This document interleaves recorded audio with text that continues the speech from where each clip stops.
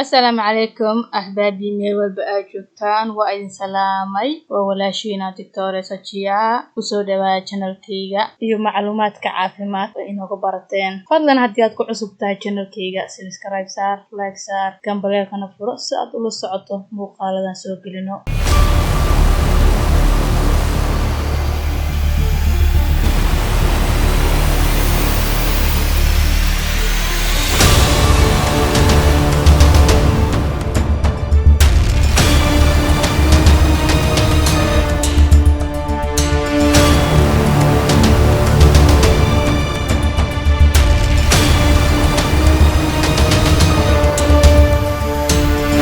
mawduuceena maanta wuxuu ku saabsan yahay xanuunka ay dareento haweeneyda xilliga galmada. Dumar badan ayaa la kulma xanuunka galmada waqtiyo kala duwan noloshooda. Xanuunka la dareemo xilliyada galmada wuxuu noqon karaa xanuun marmar ah iyo mid joogto ah. Sidoo kale xanuunka wuxuu noqon karaa mid soo laba kacleeya ama mid soo laabta ayuu noqon karaa. Sidoo kale xanuunkan wuxuu imaan karaa galmada kadib iyo inta lagu guda jiro galmada. Maxaa keena xanuunka xilliyada gogasha? Maxaa yeelay xaalado kala duwan ayaa sababi kara sida haleelka ku dhaca xubnaha taran ee dumarka. Inta badanna waxa ay la kulmaan xaaladahan marka ay gaaraan xilliga galmo-goyska. Sidoo kale xanuunkan waxaa keeni kara galmada oo lagu degdego ama haweenka aan la siinin waqti galmada ka hor oo loo tago xilli jirkeeda uu galmo diyaar u noqonin oo aysan xubinta qoyin waxaana ka dhasha in ay murxaan gidaarada xubinta taranka. Sidoo kale waxa kaloo keeni kara waxyaabo la xiriira maskaxda iyo dareenka qofka sida walwalka, niyad jabka, qanacsan la'aanta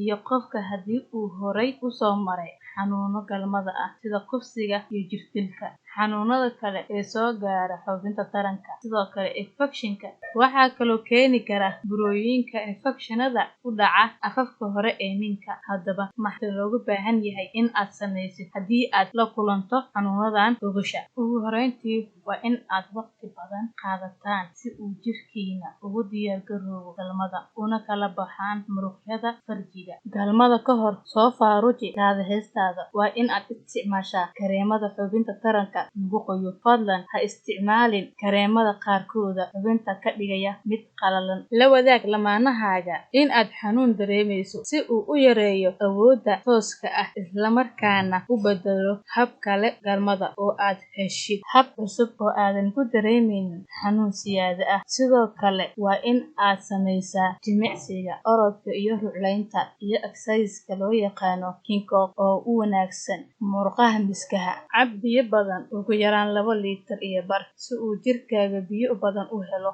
Sidoo kale waa in aad cuntaa fruitiska sida mooska, rumaanka iyo saytuunka. Ka fogow in aad muqaadaraadka isticmaasho ama meelaha lagu isticmaalo inaad fariisto sida shiishada, sigaarka waayo waxay hoos u dhigayaan hormoonka loo yaqaano estrogen-ka. Haddii uu yaraadana waxaa farjiga ku imaan kara isku urursin. Sidoo kale waxaa jira daawooyin kor u qaada estrogen-ka isla markaana hoos u dhiga xanuunkii badnaa. Guud ahaan haddii aad sameyso talooyinka aan ku soo siiyay oo aadan weli waxba iska dareemin, booqo dhakhtarka qaabilsan xanuunada dumarka si lagu baaro loona ogaado waxa keenay xanuunka ku haya. Haddii ay jiraan xanuuno sida infekshanka lagaga daaweeyo.